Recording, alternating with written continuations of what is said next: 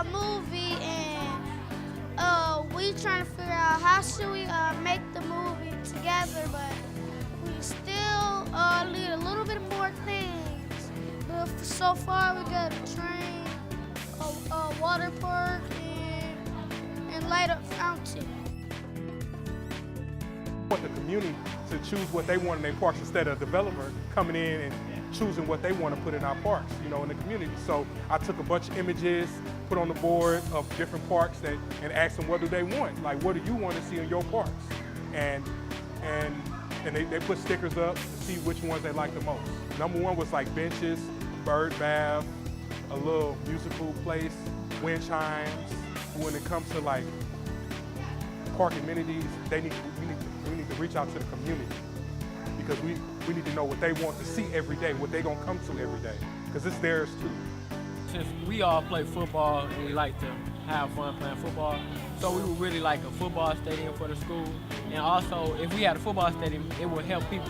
Cornhead's like a really small school, so it would help people notice. It'll help build a better community. So like, if we had a stadium, more people could come out to our games because it'll be close instead of have to go out far to watch somebody else having to play a game. And they could see what we working with, and maybe they could decide if they want to come to our school and play a sport that we got. I'd like to see maybe something more for adults, like farmers markets or food truck events, outdoor movies, that kind of thing. That would be kind of fun.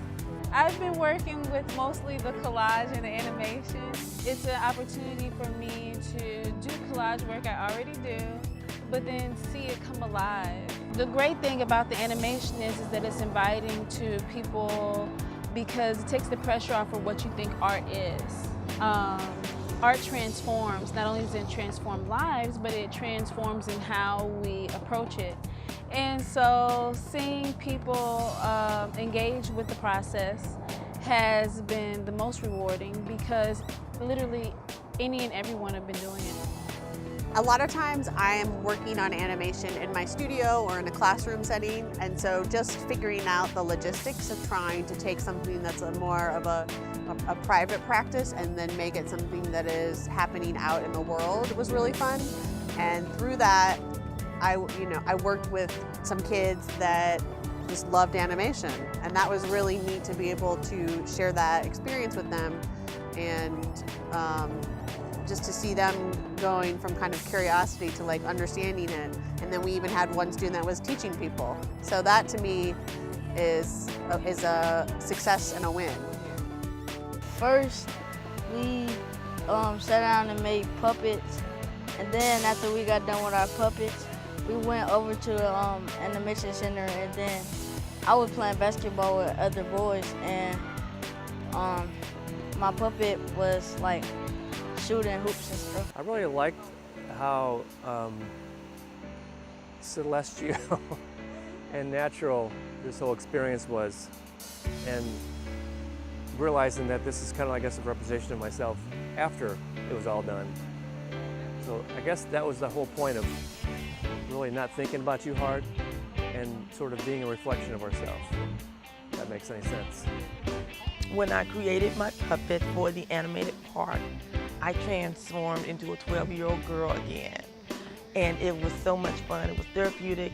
I utilized all my creativity and I had fun with it. So now we're going to take it to another level, and I see the puppet that I cut out and drew and colored on.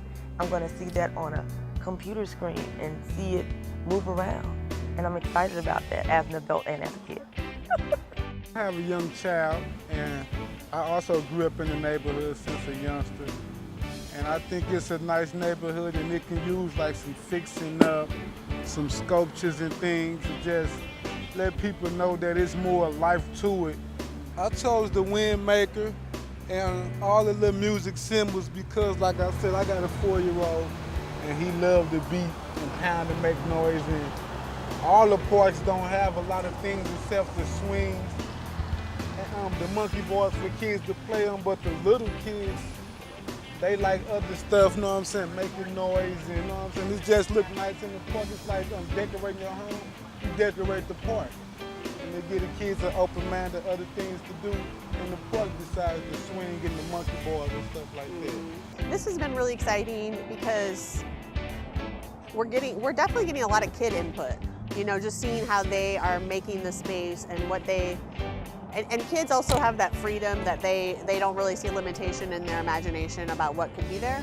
And so I think that's been special, getting that community engagement. And then I think also just that the way we're doing this is a form of like being out in public and kind of being that first step of creating these sort of art spaces, maybe in a place like today where we are in the parking lot of a grocery store. This is not a traditional art space, but the fact that we are sort of bringing art here is really exciting. People's opinions and choices and ideas are literally coming to life.